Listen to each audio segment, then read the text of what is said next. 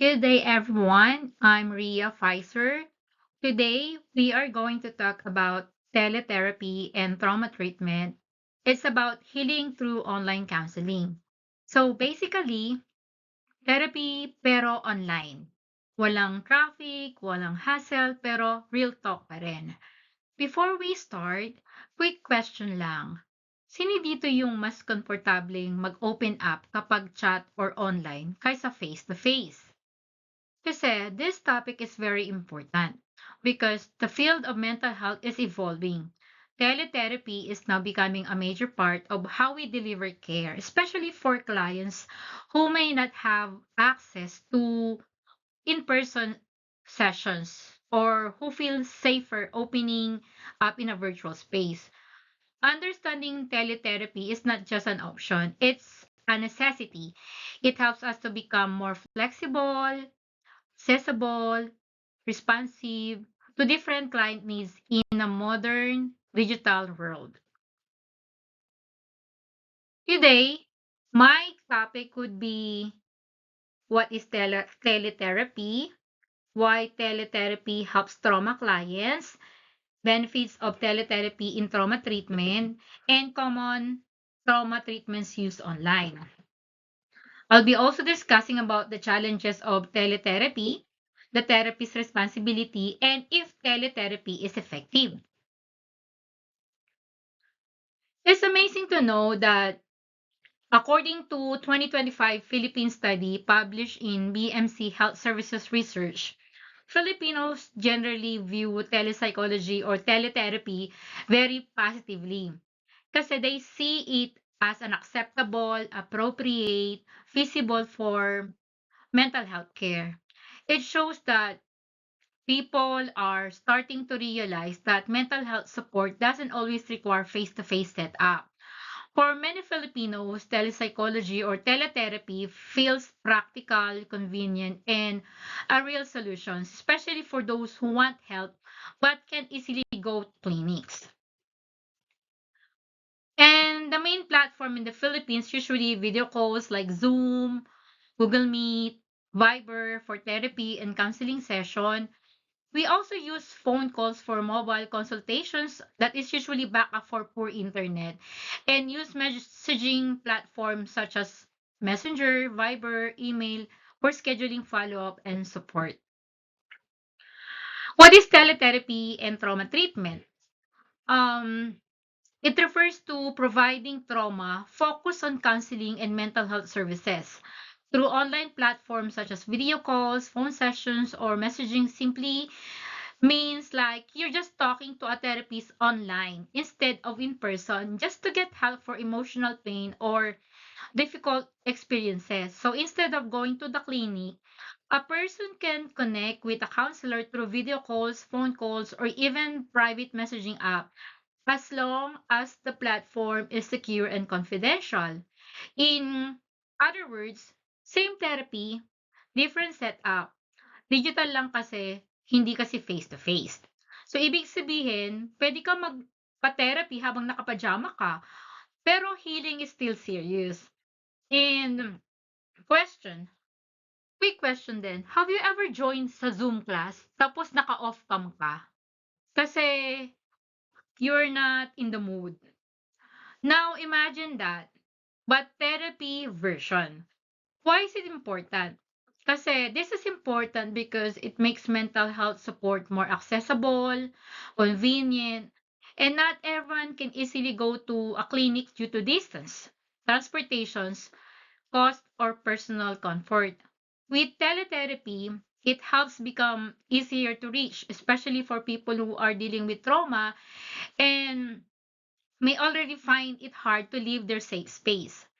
It is also allow client to feel more comfortable since they are not in their own environment, which can make it easier for them to open up.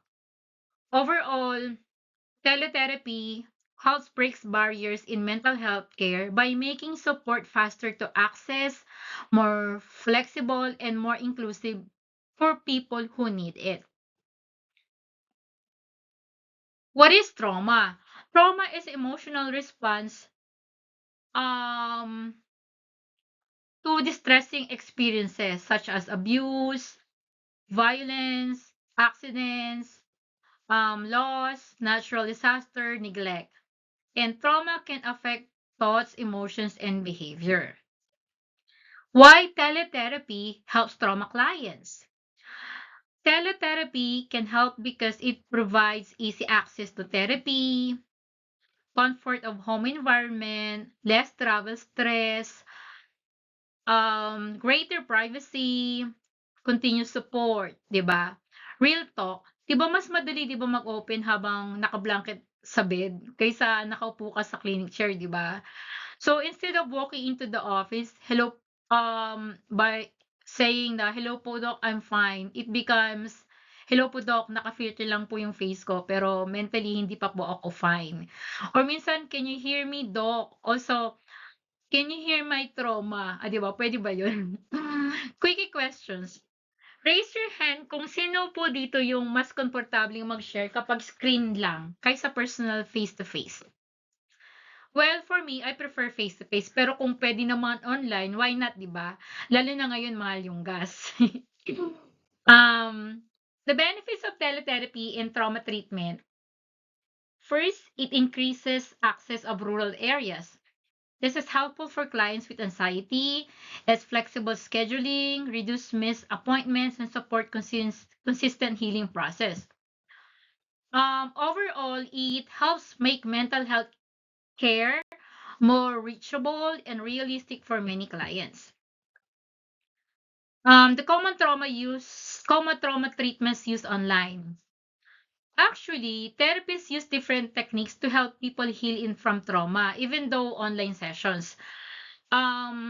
This includes CBT or cognitive behavior therapy. This is like helping you fix negative thoughts. And if your mind is overthinking or assuming the worst, CBT helps you pause and say, wait lang, sure ba tayo dyan? Then you slowly learn how to replace harmful thoughts with healthier ones. Yung paano bang mental bug fixing lang yung utak mo, ganon. Yung trauma-focused CBT naman, mm, this is CBT but more focused on painful experiences. It helps you understand what happened, how it affected you, and how to slowly heal without getting overwhelmed. Yung mindfulness technique naman, this is just learning how to stay present in the moment instead of overthinking the past or worrying about the future. Like, hinga muna. Wala ka sa imagination mo right now. So, ganon. Yung grounding technique naman, um, these are quick exercises that can help you calm down when emotions feel too intense. Example, focusing on what you see, hear, and feel so your mind returns to reality. Yung psychoeducation naman, this simply means learning about your mental health, like understanding why you feel what you feel, so it doesn't feel confusing or scary. Yung EMDR naman, yung online version, this is a therapy that helps the brain process traumatic memories so they feel less painful over time. Even online, it can be still be guided safely by the therapist. Yung parang ano, CBT is like your therapist telling your brain, wait lang, mali yung thoughts mo. Let's fix it. Because sometimes your brain is giving you fake scenarios like Netflix drama for no reason. Yun lang. Sino dito yung overthinker? Like, kahit scene lang, may buong story ni agad yung utak. Di ba? Parang ganon. These methods are just adjusted to fit virtual settings while still being effective. Of course, may challenges din naman kapag sa teletherapy. Kasi usually, some of the challenges include poor internet connections or lack of privacy at home. Something like my distractions. Siyempre, yung ingay ng kapitbahay counts, di ba?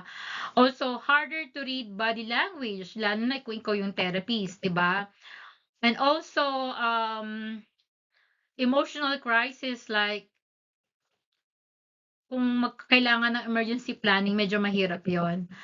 Um, so that's the challenges also.